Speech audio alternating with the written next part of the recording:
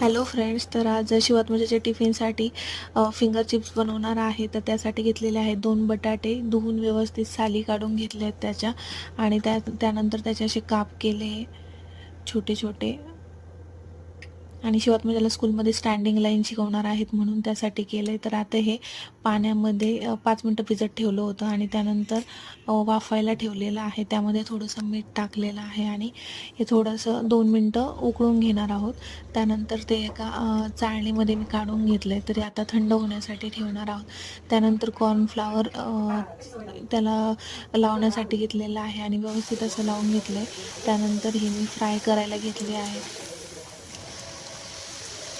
तर थोडा कमी गॅसवर फ्राय होऊन द्यायचे. तुम्ही बघू शकता किती छान असे फिंगर चिप्स रेडी आहेत. Thanks for watching.